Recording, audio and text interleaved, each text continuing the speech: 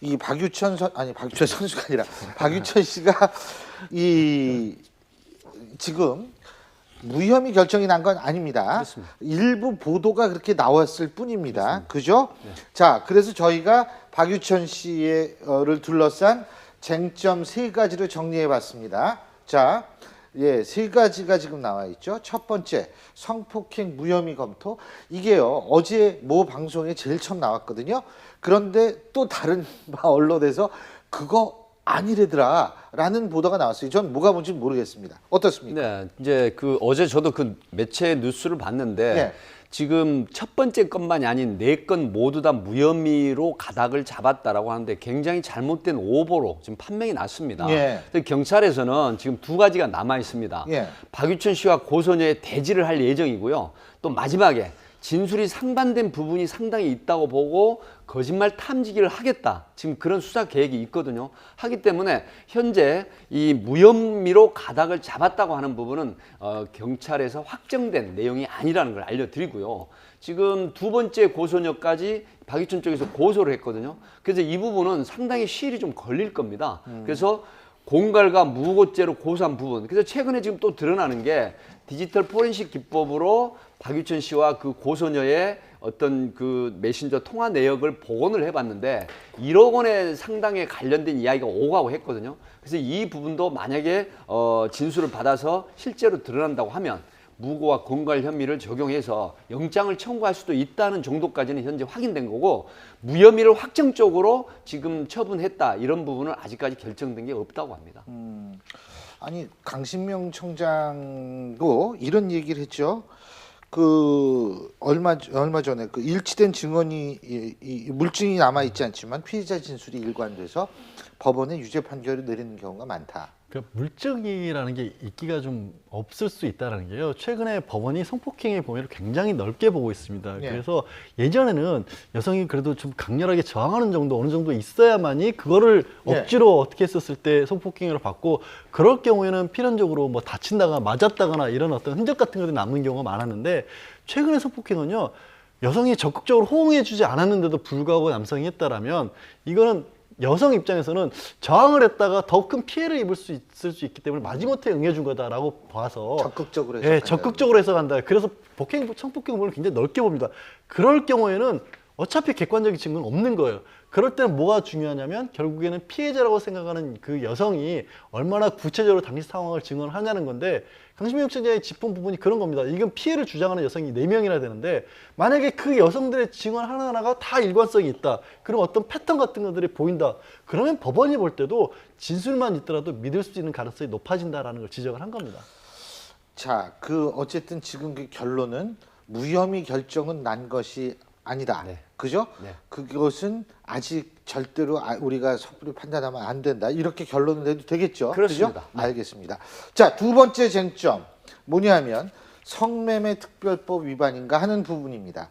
자, 이 부분은 어떻게 그렇습니다. 보십니까? 지금 어찌됐든 이 고소녀의 그 고소 혐의, 그러니까 그 성폭행을 당했다는 혐의에 대해서도 아직 확정은 아니지만 지금 문제는 또 두 번째가 문제가 됩니다. 그러면 만약에 성폭행 혐의가 없다고 했을 때 과연 하간이라고 하면 바로 대가를 지불한 성매매 관련된 이 부분이 지금 떠오르거든요. 이렇게 되면 성매매나 성매수남이나 전부 다 이제 입건을 하게 되는데 바로 이 부분도 또 열어놓고 지금 수사를 하고 있습니다. 하기 때문에 일부에서는 이미 보도가 됐지만 관련 증거들이 5만 원권을 그 여성에게 주었다 현장에서 이런 얘기도 있었고 또 스트립쇼를 하는 여성에게도 5만 원권을 줬지만 그 해당 여성에게도 또 금품이 오간 정황이 있다라는 이런 얘기가 지금 흘러나오고 있거든요.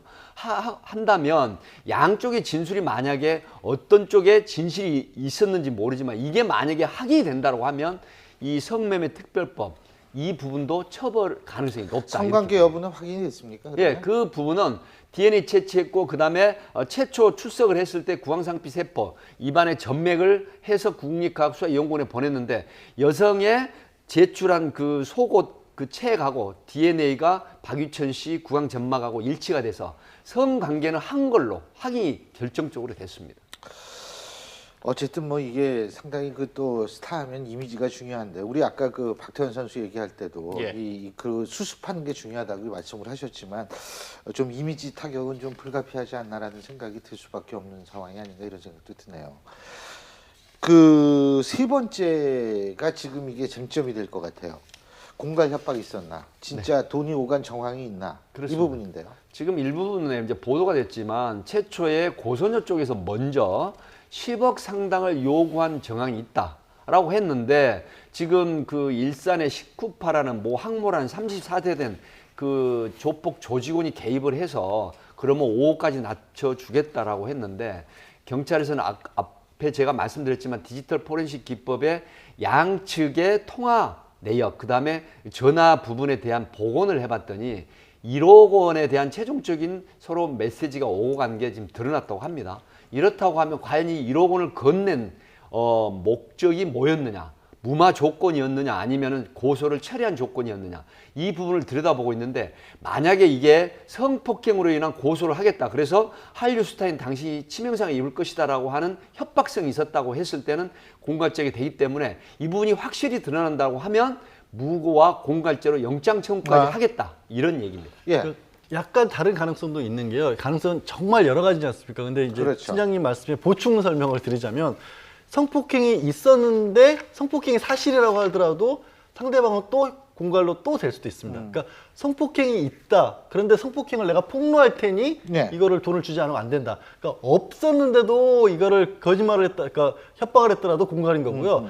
있었는데도 그 범죄를 빌미로 해서 내가 당한 걸 폭로하겠다 했어도 여전히 공갈도 되는 겁니까? 둘 다 처벌 가능성도 있는 겁니다. 무고죄는 안 되죠. 근데. 그럼 무고는 안 되죠. 그게. 무고는 안 되죠.